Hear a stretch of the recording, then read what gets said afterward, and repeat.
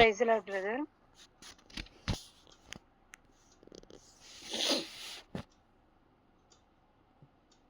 మరి జూమ్‌లో ఉన్నటువంటి బ్రదర్స్ అండ్ సిస్టర్స్ అందరికి కూడా ప్రభు అయినటువంటి యేసుక్రీస్తు నామంలో వందనాలు తెలియజేస్తూ ఉంటున్నాను.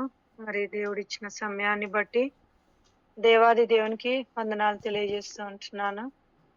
ఈ సమయంలో మరి ప్రార్థించడానికి ముందు కొన్ని వాక్య లేఖనములను మనం ధ్యానించుకుందామండి. కొలస్సీలకు రాసినటువంటి పత్రిక 1వ అధ్యాయము 9వ వచనాన్ని చదువుకుందామండి. కొలస్సీ 1వ అధ్యాయము 9వ వచనము. అయితే ఈ సంగతి వినిన నాట నుండి మేమును మీ నిమిత్తము ప్రార్థన చేయుట మానక మీరు సంపూర్ణ జ్ఞానమును ఆత్మ సంబంధమైన వివేకము గలవారును ఆయన చిత్తమును పూర్ణంగా గ్రహించిన వారునై ప్రతి సత్కార్యములో సఫలులగుచు దేవుని విషయమైన జ్ఞానమందు అభివృద్ధి పొందుచు అన్ని విషయములలో ప్రభువును సంతోషపెట్టునట్లు ఆయనకు తగినట్టుగా నడుచుకొనవలెననియు ఆనందంతో కూడిన పూర్ణమైన ఓర్పును దీర్ఘశాంతమును కనపరుచునట్లు ఆయన మహిమ శక్తిని బట్టి సంపూర్ణ బలముతో బలపరచబడవలననియు తేజోవాసులైన పరిశుద్ధుల స్వాస్థ్యంలో పాలివారమగుటకు మనలను పాత్రులనుగా చేసిన తండ్రికి మీరు కృతజ్ఞతాస్తుతులు చెల్లింపవలననియు దేవుని బతిమాలుచున్నాము. మరి ఇక్కడ కొలసీలకు రాసినటువంటి పత్రిక 1వ అధ్యాయము మరి 9 నుంచి 12 వచనాలు కలిసి ఉన్నాయండి. మరి ఆ యొక్క భాగంలో మనం గమనించినట్లయితే మరి ఇక్కడ అపోస్తలుడైనటువంటి పౌలు గారు మరి చేసినటువంటి ప్రార్థన, మరి పౌలు గారు తన పత్రికల్లో చాలా విశిష్టమైనటువంటి మరి ప్రార్థనలు చేస్తూ వచ్చాడు. ఇవి లోక సంబంధమైనటువంటి వాటి కోసము, ఆరోగ్యం కోసం కాకుండా పరలోక సంబంధమైనటువంటి వాటి కోసము, మరి ఆత్మ సంబంధమైనటువంటి విషయాల కోసమే ప్రార్థన చేసి మరి అందరికీ ఎంతగానో మాదిరిగా నిలిచినటువంటి వాడుగా ఉంటున్నాడు. మరి కాబట్టి ఈ దినాన మరి మన ప్రార్థన ఎలా ఉండాలి అనేది మనము గ్రహించుకుందామండి. అదేవిధంగా మరి మన ప్రార్థనలు మనం గమనించినట్లయితే చాలాసార్లు మనము మరి ఎప్పుడు కూడా భౌతిక సంబంధమైనటువంటి వాటి కోసమే మనము ప్రార్థించేటటువంటి వారంగా ఉంటాం. మన యొక్క ఉద్యోగం కోసం, మన యొక్క పదోన్నతి కోసం, అదేవిధంగా పిల్లల చదువుల కొరకు, పెళ్ళిళ్ళ కొరకు, సొంత ఇంటి కొరకు, వీటి కోసం మాత్రమే చాలాసార్లు ఏం చేస్తూ ఉంటామంటే మరి ప్రార్థన చేస్తూ ఉంటాం.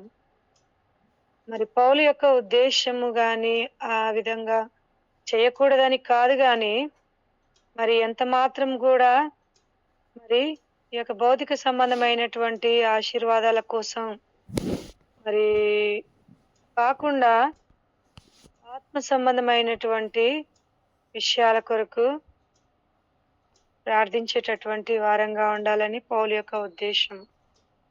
మరి ఎప్పుడైతే మనము ఆత్మ సంబంధమైనటువంటి విషయాల కొరకు మనం ప్రార్థిస్తూ వస్తామో మరి దేవుడు మరి ఆటోమేటిక్గా మరి భౌతిక పరంగా మనకి ఏది అవసరమో, మనం ఆధ్యాత్మిక విషయాల కొరకు మనం ప్రయాసపడినప్పుడు, ప్రార్థించినప్పుడు దేవుడు మన యొక్క ప్రతి అవసరతను తీర్చేటటువంటి వాడుగా ఉంటాడు. మొదట మరి ఆయన ఏమన్నాడంటే మొదట నా రాజ్యమును నా యొక్క నీతిని మీరు వెదుకుడి, అప్పుడు అవన్నీ మీకు మరి ఏం చేస్తానంటే అనుగ్రహిస్తానని మత్తయి సువార్త 6వ అధ్యాయము 33వ వచనంలో దేవుని యొక్క వాక్యము సెలవిస్తుంది అనమాట. మత్తయి సువార్త 6వ అధ్యాయము 33వ వచనంలో మనం గమనించినట్లయితే, కాబట్టి మీరు ఆయన రాజ్యమును నీతిని మొదట వెదుకుడి, అప్పుడు అవన్నీ మీకు అనుగ్రహింపబడును. ఎప్పుడైతే మనం ఆయన యొక్క రాజ్యాన్ని, ఆయన యొక్క నీతిని ఆత్మ సంబంధమైనటువంటి విషయాలను మనం ఎప్పుడైతే మరి వాటి కోసం ప్రార్థిస్తామో, మరి దేవుడికి సమస్తమును తెలుసు. మనకేది అవసరమో, ఏ సమయంలో ఏది అవసరమో ఆయనకు తెలుసు. ఈ యొక్క భౌతిక సంబంధమైనటువంటి విషయాలు మరి మనం అడగకపోయిన దేవుడు మన యొక్క అవసరతను ఏం చేస్తాడంటే తీర్చేటటువంటి వాడుగా ఉంటాడు. ఆయన యొక్క రాజ్యాన్ని, ఆయన యొక్క నీతిని మనం ఎప్పుడైతే వెతుకుతామో మనకు కావలసినవన్నీ గూడా ఆయన సమకూర్చేటటువంటి దేవుడు, తీర్చేటటువంటి దేవుడుగా ఉన్నాడనమాట. అదే విధంగా మత్తయి సువార్త 7వ అధ్యాయంలో గూడా మరి ఆ యొక్క ఆహ్, కాబట్టి భౌతిక సంబంధమైన వస్తువులు మరి అవసరాల కోసం కాకుండా మరి మనము పరిశుద్ధాత్మ నింపుదల కొరకు కానివ్వండి, ఆయన యొక్క ప్రేమ కొరకు గానివ్వండి, విశ్వాసంలా కొరకు కానివ్వండి, ఇలాంటి శ్రేష్టమైనటువంటి పరలోక దీవెనల కోసము మనం ఏం చేయాలంటే ప్రార్థించేటటువంటి వాళ్ళంగా ఉండాలి. చాలా సార్లు మన ప్రార్థనలు కేవలము లోక సంబంధమైనటువంటి వాటి కొరకే మనము చాలా మటుకు ప్రార్థిస్తాం గాని, ఆత్మ సంబంధమైనటువంటి విషయాల కొరకు మనము ఎంత మాత్రం కూడా ప్రార్థించలేనటువంటి వారంగానే ఉంటామన్నమాట. మరి మరి పౌలు ఎంతగానో మరి ఆ యొక్క దేవుని యొక్క జ్ఞానం కొరకు మరి ప్రార్థించినటువంటి వాడుగా ఉన్నాడు. ఈ యొక్క 9వ వచనంలో మొదటి భాగంలో మనం గమనించినట్లయితే ఏమున్నదంటే అక్కడ జ్ఞానం కొరకు ఆయన ప్రార్థించినటువంటి వాడుగా ఉన్నాడనమాట. మరి దేవుడిచ్చేటటువంటి జ్ఞానం ఎలాంటిదంటే అది ఎంతో మరి పవిత్రమైనటువంటిదిగా మీరు సంపూర్ణ జ్ఞానమును ఆత్మ సంబంధమైన వివేకము గలవారును సంపూర్ణ జ్ఞానము కలిగినటువంటి వారుగా ఉండాలని మరి ఆయన ఎంతగానో పౌలు ప్రార్థించినటువంటి వాడుగా ఉన్నాడు.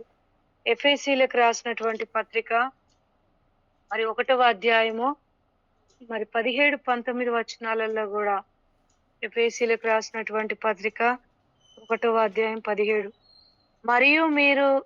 మరియు మీ మనోనేత్రములు వెలిగింపబడినందున ఆయన మిమ్మును పిలిచిన పిలుపు వలన నిరీక్షణ ఎట్టిదో, పరిశుద్ధులతో ఆయన స్వాస్థ్యం యొక్క మహిమైశ్వర్యం ఎట్టిదో, ఆయన క్రీస్తునందు వినియోగపరిచిన బలాతిశయమును బట్టి విశ్వసించు మన యందు ఆయన చూపుచున్న తన శక్తి యొక్క మరి అపరిమితమైనటువంటి మహాత్మ్యం ఎట్టిదో తెలుసుకొనవలనని మన ప్రభు అయిన యేసుక్రీస్తు యొక్క దేవుడైన మహిమా స్వరూపియగు తండ్రి తన్ను తాను తెలుసుకొనుటయందు మీకు జ్ఞానమును అదేవిధంగా ప్రత్యక్షతయు గల మనస్సు అనుగ్రహింపబడినట్లు నేను నా ప్రార్థన యందు మిమ్మును గూర్చి విజ్ఞాపన చేయుచున్నాను.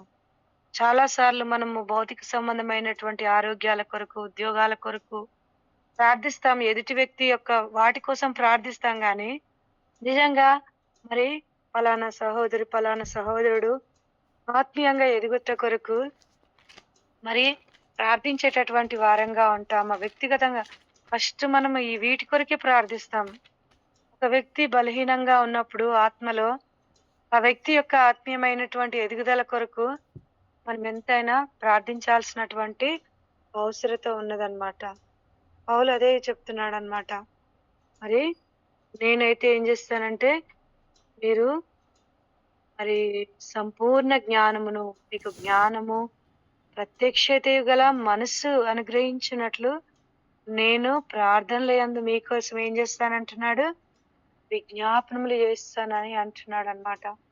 ఈ దినాన మనం కూడా మరి మనకు తెలిసినటువంటి అనేక మంది బిడ్డల యొక్క ఆత్మీయమైనటువంటి ఎదుగుదల కొరకు మన యొక్క తోటి సహోదరుల విషయమై, మన తోటి సహోదరుల విషయమై ఆ విధంగా ప్రార్థించేటటువంటి వారంగా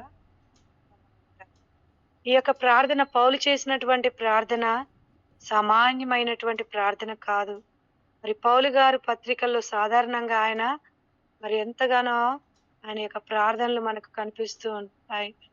ఒకటి ఇది కానివ్వండి, అదేవిధంగా ఫిలిప్పీలకు రాసినటువంటి పత్రిక మరి 1వ అధ్యాయము 9వ వచనంలో కూడా మనం గమనించినట్లయితే మరి మీరు శ్రేష్టమైన కార్యములను వివేచింపగలవారగుటకు మీ ప్రేమ తెలివితోను సకల విధములైన అనుభవ జ్ఞానముతో కూడినదై. మరి ఈ విధంగా ప్రతి ప్రార్థనలో కూడా మరి ఎంతగానో మరి వివేకము కొరకు, జ్ఞానం కొరకు, ప్రేమ కొరకు మరి ఎంతగానో మరి పౌలు యొక్క ప్రార్థనలో మనకి ఎంతగానో కనిపిస్తూ ఉంటున్నాయి. మరి ఈ ప్రార్థనలో ఎక్కడ కూడా భౌతిక సంబంధమైనటువంటి విషయాల కోసము ప్రార్థించినట్లుగా మరి మనకెక్కడ కూడా కనబడదు. అనగా మనం ఏం చేస్తూ ఉంటాం, వస్తువుల కొరకు, ఆరోగ్యం కొరకు, వాటి కొరకు ప్రార్థించకూడదని పౌలు యొక్క ఉద్దేశం కాదు గాని మరి శ్రేష్టమైనటువంటి వాటి కోసము, పరలోక సంబంధమైనటువంటి ఆశీర్వాదాల కోసము, ఆధ్యాత్మికమైనటువంటి మేళ్ల కోసము ఆయన ప్రార్థించాడు. ఆయన దేని కోసము ప్రార్థన చేశాడంటే జ్ఞానము, గ్రహింపగలిగినటువంటి శక్తి, ఆయన యొక్క బల ప్రభావములు, ప్రేమ, ప్రతి వారు కూడా సంఘము మరి ఇవి కలిగి ఉండాలని ఆయన ఎంతగానో ప్రార్థిస్తూ వచ్చాడనమాట. కాబట్టి మన ప్రార్థనలు కూడా ఆ విధంగా ఉండాలని మనం ఎంతైనా గమనించుకునేటటువంటి వాళ్ళంగా ఉండాలి. దేవుని యందు విశ్వాసము, నిరీక్షణ మనం కలిగి ఉన్నాం. మన విశ్వాస జీవితం అనేది ఈ దినాన ఏ విధంగా ఉన్నది, మరి రక్షించిన నాటి నుండి నేటి వరకు మన యొక్క విశ్వాసం అంతకంతకు ఎదిగే విధంగా ఉన్నదా, అభివృద్ధి పొందేదిగా ఉన్నదా, మరి అనగారిపోయేదిగా ఉన్నదా అనేది మనం ఎంతైనా పరిశీలించుకోవాలి, పరీక్షించుకోవాలి. వాటి కోసం మనము ప్రార్థించేటటువంటి వారంగా ఉండాలన్నమాట. విసుగాక మనం ఏం చేయాలంటే ప్రార్థన చేసేటటువంటి వారంగా ఉండాలి. మానక ప్రార్థన చేసేటటువంటి వాళ్ళంగా ఉండాలి. ఒక పేద విధవరాలు మరి ఎంతగానో ఆమె మరి ఎవరికి భయపడని అధికారి ఆ యొక్క ఉపమానంలో మనం గమనించినట్లయితే మాటి మాటికి దేవుణ్ణి అడగాలి. ఆమెను బట్టి మనం నేర్చుకోవాల్సింది మాటి మాటికి అడగాలి. వీటి విషయమే అడగాలి. ఆత్మ సంబంధమైన విషయాలకే మనము అడగాలి. ఎవరం కూడా దేవునిలో సంపూర్ణం, పరిపూర్ణం కాదు.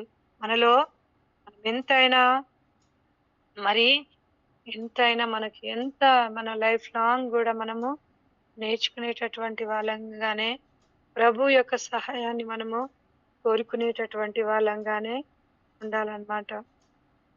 అదేవిధంగా లూకా సువార్త 18వ అధ్యాయము 1-5 వచనాల్లో కూడా మరి ఒకని ఇంటికి అర్ధరాత్రి వేళ తన స్నేహితుడు వచ్చి తన ఇంటికి వచ్చి ఏం చేస్తున్నాడంటే మరి మరి కొన్ని రొట్టెలు బదులిమ్మని మాటి మాటికి సిగ్గు లేకుండా మరి అడిగినటువంటి ఉపమానం గురించి కూడా ఇక్కడ మనం గమనించవచ్చు.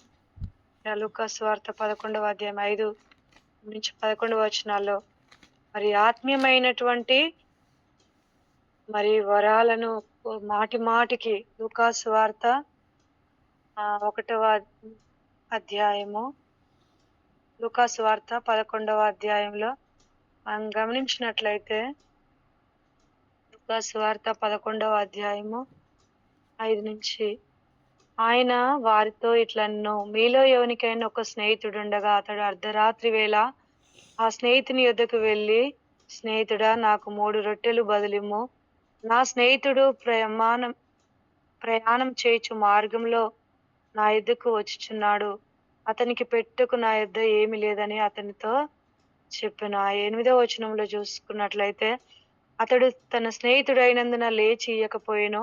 అతడు సిగ్గుమాలి మాటి మాటికి అడుగుట వలన లేచి అతనికి కావలసినవన్నీ ఇచ్చును అని మీతో చెప్పుచున్నాను. మరి ఈ విధంగా మరి ఎంతగానో ఆ స్నేహితుడు మాటి మాటికి మరి ఆయన ఏ విధంగా అడిగిండు, మరియు చాలా మటుకు మాటి మాటికి మరి ఒకసారి మనుషులైతే ఏం చేస్తుంటామంటే లోక సంబంధంగా ఎవరైనా ఒక వ్యక్తి మనకు సహాయం అడిగినప్పుడు ఫస్ట్ సారి నో చెప్తాం. మరి ఒకసారి నో చెప్పినప్పుడు ఇంకోసారి మనల్ని అడగడానికి ఆ వ్యక్తి ముందుకు రాడు, అంత డేర్ చెయ్యడు. ఎవరైతే మరి ఆ విధంగా మాటి మాటికి అడుగుతున్నాడు. మరి ఆయన ఏ విధంగా అడుగుతున్నాడంటే, మరి సిగ్గుమాలి అడుగుతున్నాడు. హ్మ్. మరి ఆ విధంగా అడిగినప్పుడు మరి తను ఏం చేస్తూ వచ్చాడంటే, మాటి మాటికి అడుగుతున్నాడు గాబట్టి, మరి అవి ఎంతగానో మరి సహాయం చేసినటువంటి వాడుగా ఉన్నాడనమాట. స్నేహితుడైనందున లేచి ఇయ్యకపోయినను, అతడు సిగ్గుమాలి మాటి మాటికి అడుగుట వలన ఆయన లేచి అతనికి కావలసినవన్నీయు ఇచ్చును గదా! మరి మన యొక్క తండ్రి ఒక లోకానుసారమైనటువంటి ఒక వ్యక్తి ఆ విధంగా ఉంటే, మరి మరి ఒక ప్ర ప్రభైనటువంటి యేసుక్రీస్తు ఆయన నిజంగా తన అడిగినటువంటి వారిని తనను ఆశ్రయించినటువంటి వారికి ఆయన ఖచ్చితంగా ఏం చేస్తాడంటే, ధారాళంగా అనుగ్రహించేటటువంటి దేవుడుగా ఉన్నాడనమాట.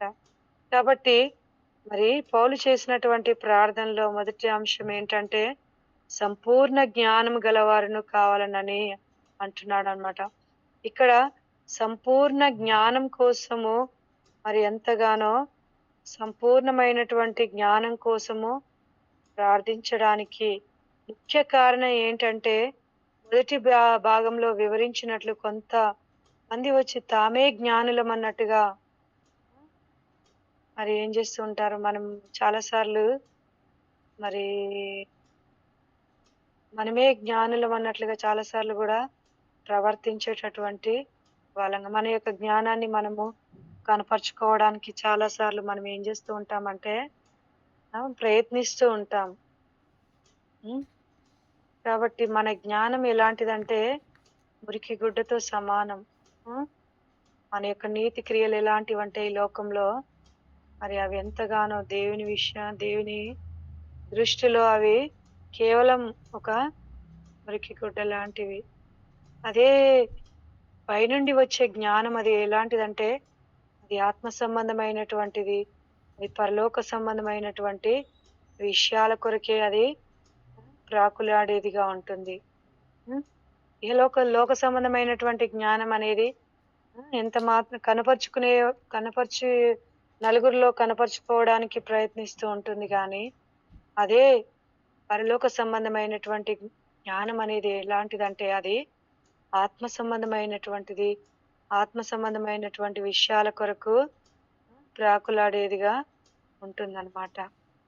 కాబట్టి మనము దేవునిలో మనం లైఫ్ లాంగ్ గూడా మరి ఆయన యొక్క జ్ఞానం కొరకు మనం ఏం చేయాలంటే ప్రార్థించేటటువంటి వాళ్ళంగా ఉండాలి. ఆ యొక్క మరి ఆ యొక్క మరి మనం బైబిల్ గ్రంథంలో మనం గమనించినట్లయితే ఈ బుద్ధి జ్ఞానముల సర్వ సంపదలు ఎక్కడ ఉన్నాయంటే ఆయన యందే గుప్తములై ఉన్నాయి. బుద్ధి జ్ఞానముల యొక్క సర్వ సంపదలు నా యందే గుప్తములై ఉన్నాయని ప్రభువైనటువంటి యేసుక్రీస్తు అంటున్నాడు. కాబట్టి సొలొమోను తన జ్ఞానం కొరకు ప్రార్థించినప్పుడు ప్రభువైనటువంటి యేసుక్రీస్తు ఏం చేస్తూ వచ్చిండండి? మరి ఆ జ్ఞానంతో పాటు సకల ఐశ్వర్యములు ఆయనకి ఎంతగానో అనుగ్రహిస్తూ వచ్చిండు. లోక సంబంధమైనటువంటి అవేవి కూడా మరి ఆయన అడగలేదు గాని సొలొమోను ఈ ప్రజలను మరి పరిపాలించడానికి కావలసినటువంటి జ్ఞానాన్ని నాకు దయచేయి ప్రభువా అన్నప్పుడు ఆయన ఏం చేస్తూ వచ్చిండంటే ఆ జ్ఞానంతో పాటు ఐశ్వర్యము, ఘనత వీటన్నిటిని కూడా మరి బైబిల్ గ్రంథంలో మరి సొలొమోను రాసినటువంటి ఆ యొక్క సామెతల గ్రంథం గానివ్వండి, మరి అవి ఎంత మరి లోకానికి ఎంతో మంచి గొప్ప సందేశం ఇచ్చేటటువంటివిగా మరి ఆ విధంగా మరి దేవుడు ఎంతగానో అనుగ్రహిస్తూ వచ్చాడు. ఎంత గొప్పగా అసలు నిజంగా మనం ఈ లోకంలో మనం గమనించినట్లయితే ఈ లోక జ్ఞానం కోసము మరి జ్ఞానుల కోసం అంటున్నాడు అనమాట. లోక జ్ఞానాన్ని దేవుడు ఏమంటున్నాడంటే వెర్రితనం అంటున్నాడు. మొదటి కొరింథీయులకు రాసినటువంటి పత్రిక 1వ అధ్యాయంలో మనం గమనించినట్లయితే మొదటి కొరింథీ 1వ అధ్యాయము 20వ వచనంలో మనం చూసినట్లయితే జ్ఞాని ఏమాయను, శాస్త్రి ఏమాయను, ఈ లోకపు తర్కవ్యాధి ఏమాయను, ఈ లోక జ్ఞానము ఈ లోక జ్ఞానమును దేవుడు వెర్రితనముగా చేసి ఉన్నాడు. మన జ్ఞానం ఎంత సరిపోదండి. నిజంగా మన జ్ఞానం దేనితో సమానం అంటే అది లోక జ్ఞానాన్ని దేవుడు దేనితో ఏమంటున్నాడంటే వెర్రితనం అంటున్నాడు. హ్మ్. కాబట్టి దేవుడు లేడని ఏం చేస్తూ ఉంటాడంటే బుద్ధిహీనులు తన యొక్క మరి హృదయంలో అనుకుంటారు. వాడు మరి ఎంతగానో ఈ లోక మరి కాబట్టి మనం ఏం చేయాలంటే ఆయన యొక్క జ్ఞానాన్ని మనం వెదికేటటువంటి వాళ్ళంగా ఉండాలి. ఆయన యొక్క జ్ఞానాన్ని మనం వెదికినప్పుడు దేవుడు పరలోక సంబంధమైనటువంటి వాటిని మనం ఎప్పుడైతే వెతుకుతామో లోక సంబంధమైనటువంటివన్నీ దేవుడు మనకు అనుగ్రహించేటటువంటి వాడుగా ఉన్నాడనమాట. ఆత్మ సంబంధమైనటువంటి వివేకం కొరకు మనము దేవుడిని అడగాలి. ఆత్మ సంబంధమైనటువంటి వివేకం కొరకు మనం ఎప్పుడైతే జ్ఞానం కొరకు మనం ఎప్పుడైతే అడుగుతామో దేవుడు మనకు సమస్తము అనుగ్రహించేటటువంటి వాడుగా ఉన్నాడనమాట. వివేచన అంటే ఏదో ఏది మంచి ఏది చెడు అనేటటువంటి గ్రహించేటటువంటి విచక్షణ జ్ఞానము కలిగినటువంటిదే వివేకము. జ్ఞానమును వివేకమును గలవారం. కేవలం విచక్షణ ఉంటే మరి సరిపోదండి. కాబట్టి జ్ఞానము మరియు వివేకము గలవారంగా ఉన్నప్పుడు మనం ఏ విధంగా ఉంటామంటే వివేకవంతులంగా ఉంటాం. కాబట్టి ఈ యొక్క వివేచన జ్ఞానంతో ముడిపడి ఉంది. మరి పౌలు భక్తుడు కొలసీలకు రాసినటువంటి పత్రికలో మరి ఏమంటున్నాడంటే ఈ సంగతి వినిన నాటి నుండి నేను నీ నిమిత్తము ప్రార్థన చేయటం మానక సంపూర్ణ జ్ఞానమును ఆత్మ సంబంధమైనటువంటి వివేకము గలవారమగును. వివేకము గలవారమగునట్టు. కాబట్టి జ్ఞానం ఉంటే వివేచన అనేది ఏమవుతుందంటే ఉంటుందన్నమాట. ఎప్పుడైతే దేవుని యొక్క జ్ఞానం కొరకు మనం ప్రార్థిస్తామో దేవుడు మనకు జ్ఞానాన్ని అనుగ్రహిస్తాడు. ఆ జ్ఞానం అనేది మనకి ఏం చేస్తుందంటే వివేచనను అనుగ్రహిస్తుంది. మరి పౌలు గారి ప్రార్థనలన్నీ కూడా అలాగే ఉంటాయి. విశ్వాసము, నిరీక్షణ, అదేవిధంగా వివేచన, జ్ఞానము ఇవే తన యొక్క ప్రార్థనలో కనిపిస్తాయి. నిరీక్షణ కనిపిస్తూ ఉంటాయి. కాబట్టి మనము అలాంటి ప్రార్థనలు మనము చేసేటటువంటి వాళ్ళంగా ఉండాలి. కీర్తనల గ్రంథము 119వ అధ్యాయంలో మనం గమనించినట్లయితే కీర్తనలు 119 66వ వచనంలో కీర్తనలు 119వ అధ్యాయం నేను నీ ఆజ్ఞయందు నమ్మిక ఉంచున్నాను, మంచి వివేచన మంచి జ్ఞానము నాకు నేర్పుము అంటున్నాడు. ఇక్కడ దావీదు భక్తుడు మరి ఎంతగానో 119వ అధ్యాయము 66వ వచనంలో ఏమంటున్నాడంటే నీ అందు నేను ఏం చేస్తున్నానంటే నమ్మిక ఉంచున్నాను, మంచి వివేచన మంచి జ్ఞానము నాకు నేర్పుము అంటున్నాడు. మన ప్రార్థనలు కూడా ఈ దినాన అదే విధంగా ఉండాలి. దేవా నాకు మంచి జ్ఞానము దయచేయి, మంచి వివేచన దయచేయి అని మనము ప్రార్థించేటటువంటి వాళ్ళంగా ఉండాలన్నమాట. అదేవిధంగా సామెతల గ్రంథంలో కూడా 1వ అధ్యాయము 4వ వచనంలో కూడా జ్ఞానము లేని వారికి బుద్ధి కలిగించుటకు యవ్వనులకు తెలివియు వివేచనయు పుట్టించుటకును తగిన సామెతలు. ఎంతగానో మరి ఆ విధంగా ఇక్కడ జ్ఞానం లేని వారి కొరకు మనం ఏం చేయాలంటే మరి మనము ప్రార్థించాలి. బుద్ధి కలిగేటట్లు మనం ప్రార్థించాలి. యవ్వనులకు తెలివి వివేచన పుట్టించేట కొరకు మనము ప్రార్థించాలి. కాబట్టి సామెతలు 2:6లో కూడా యెహోవాయే జ్ఞానం ఇచ్చేవాడు. మనం సొంతంగా మనం ఎంత ప్రయత్నించినా మనం కొంచెం కూడా జ్ఞానాన్ని సంపాదించుకోలేము. మనం ఎంత ప్రయత్నం చేసినా కూడా మన సొంత ప్రయత్నాల ద్వారా మనం ఏమాత్రం కూడా సంపాదించుకోలేము. కానీ కేవలము జ్ఞానం ఇచ్చేది ఎవరంటే ప్రభు అయినటువంటి యేసుక్రీస్తు మాత్రమే.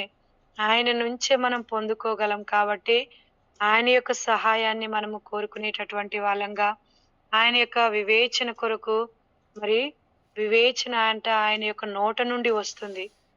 సామెతల గ్రంథంలో 2వ అధ్యాయం 6వ వచనంలో యెహోవాయే జ్ఞానం ఇచ్చువాడు, వివేచన ఎక్కడి నుంచి వస్తుందంట? ఆయన నోట నుండి వస్తుందని అంటున్నాడు. కాబట్టి వాటి కొరకు మనము ప్రార్థించాలి, వెతికేటటువంటి వాళ్ళంగా ఉండాలి. యోబు గారు కూడా అంటున్నాడు, వయసు పెరిగే కొద్దీ మరి ఏం చేయాలంట? మన యొక్క వివేచన అనేది పెరిగేటటువంటిదిగా ఉండాలి. చాలాసార్లు మరి యోబు గ్రంథం ఒకసారి చూసుకుందామండి. 12వ అధ్యాయము 12వ వచనంలో మనం గమనించినట్లయితే, వృద్ధుల యొద్ద జ్ఞానం ఉన్నది, దీర్ఘాయువు వలన వివేచన కలుగుచున్నది అని మీరు చెప్పుదురు.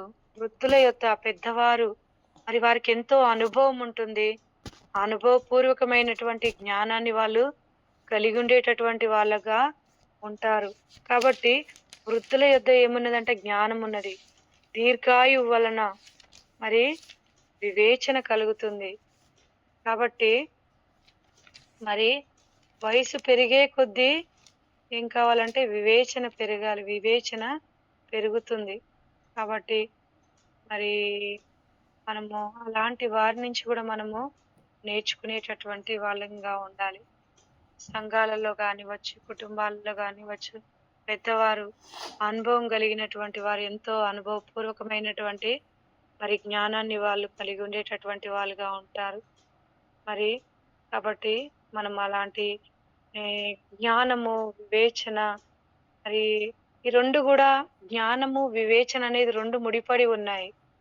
కాబట్టి జ్ఞానం గలవారు తప్పకుండా ఏం కలిగి ఉంటారంటే, మరి ఏం కలిగి ఉండాలి అంటే వివేచన కలిగి ఉండాలి. జ్ఞానం ఎవరైతే కలిగి ఉంటారో వాళ్ళు ఖచ్చితంగా వివేచన కలిగి ఉండాలి. నేటి దినాల్లో చాలా మటుకు యవనస్తులకు మరి జ్ఞానం ఉంటుంది కానీ ఏముండదంటే వివేచన ఉండదు. ఎన్నో గొప్ప గొప్ప జ్ఞానంతో కూడినటువంటి గొప్ప గొప్ప డిగ్రీలు సంపాదిస్తున్నారు కానీ మంచి చెడుల యొక్క వ్యత్యాసము, వివేచన లేకుండా, వివేకం లేకుండా మరి ఘోరమైనటువంటి మరి ఎంతగానో పనులు చేసేటటువంటి వారుగా ఉంటున్నారు. అనేక రకాలైనటువంటి వాటికి ఎంతగానో బానిసలైపోయి ఎంతగానో మరి ఉంటున్నారు. మరి అలాంటి వారి యొక్క విడుదల కొరకు కానివ్వండి, మనకు తెలిసినటువంటి వారి యొక్క అలా ఎవరైతే ఉంటున్నారో అలాంటి వారి యొక్క విడుదల కొరకు మనము ప్రార్థించేటటువంటి వాళ్ళంగా ఉండాలి. కాబట్టి మరి ఈ విధంగా ఘోరమైనటువంటి మరి ఆ యొక్క యూత్ ఎంతగానో మరి అనేకమైనటువంటి వాటికి బానిసలైపోయి కుటుంబాలు ఎన్నో చిన్న భిన్నమైపోయేటటువంటి పరిస్థితులు ఎన్నో మనము చూస్తూ ఉంటున్నాం. ఈ లోకంలో ఉండేటటువంటి ఈ యొక్క మీడియా కానివ్వండి, మరి యూత్ను ఎంతగానో, మరి యవనస్తులను ఎంతగానో ప్రక్కదోవన పట్టించేటటువంటిదిగా ఉంటున్నది. ఎంతో మంచిగా చదివేటటువంటి విద్యార్థులు సైతం ఏమైపోతున్నారంటే మరి చివరికి ఏ మాత్రం వివేచన లేనటువంటి, జ్ఞానం లేనటువంటి వారుగా అనేక అయినటువంటి వాటికి ఎంతగానో లోకంలో చేయకూడనటువంటి పనులు చేసేటటువంటి వాళ్ళుగా ఉంటున్నారు. కాబట్టి మనం ఆ విధంగా మనము ప్రార్థించేటటువంటి వారంగా, మన యొక్క హృదయాలను మనం సిద్ధపరచుకునేటటువంటి వారంగా ఉందామండి. మరి ఇటు వాక్యాన్ని దేవుడు మన యొక్క వినికిడిలో దీవించి ఆశీర్వదించును గాక. ఆమేన్. ఆమేన్. ఆమేన్.